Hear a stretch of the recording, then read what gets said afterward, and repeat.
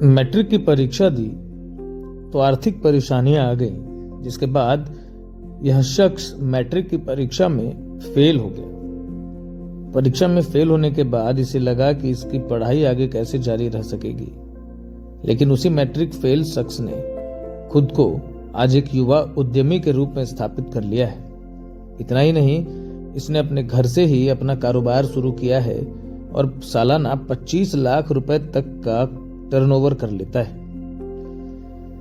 ये कहानी है जमुई जिले के लक्ष्मीपुर प्रखंड क्षेत्र के हरला के रहने वाले सोनू कुमार की, जिन्होंने अपने घर पर ही नोटबुक बाइंडिंग और पंचिंग का एक प्लांट लगाया है और इसके जरिए सालाना 25 लाख रुपए तक का टर्नओवर कर लेते हैं।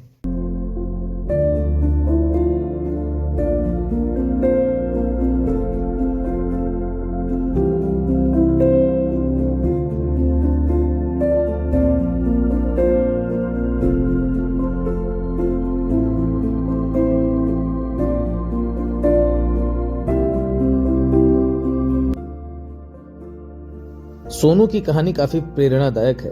वर्ष 2016 में इन्होंने मैट्रिक की परीक्षा दी, लेकिन किसी कारणवश वह एक विषय में फेल हो गए और उनके मैट्रिक परीक्षा का रिजल्ट नहीं आया।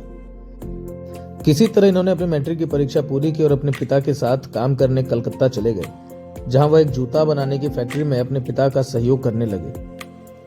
क्या करते थे? इसके पहले पापा जी के साथ में वहाँ बंगाल में ही उनके साथ जूती की फैक्ट्री है, वहाँ पे मतलब कारखाना ही है, वहीं पे हाथ बटाते थे उनके साथ में।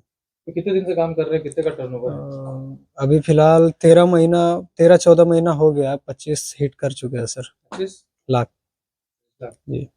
तो क्योंकि उस समय थोड़ा पढ़ाई में ऐसा नहीं था कि पढ़ाई में हम कमजोर थे, थोड़ा सा फाइनेंशियली कमजोर थे बस, और कुछ नहीं। क्या रिजल्ट क्या था? रिजल्ट तो वो क्रॉस हो गया था एक सब्जेक्ट में मेरा। करेंटली में 3 है और जरूरत के हिसाब से और बढ़ा लेते हैं सर।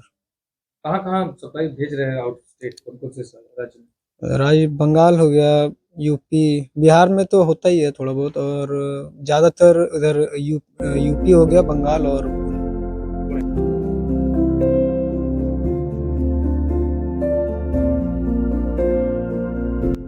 सोनू ने अपने घर पर अपनी मां के नाम से ही अनीता नोटबुक मैन्युफैक्चरिंग की कंपनी स्टार्ट की है।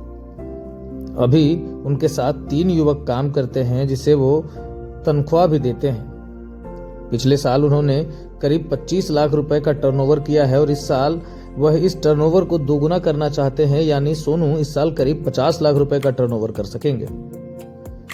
सोनू ने बताया कि वो सारा कच्चा माल बाहर से ही मंगाते हैं और अपना अधिकतर बना हुआ प्रोडक्ट भी बाहर ही बेचते हैं। उनका बनाया हुआ नोटबुक पश्चिम बंगाल, उत्तर प्रदेश, महाराष्ट्र जैसे शहरों में जाता है और यही कारण है कि उनकी अच्छी खासी आमदनी भी हो रही है।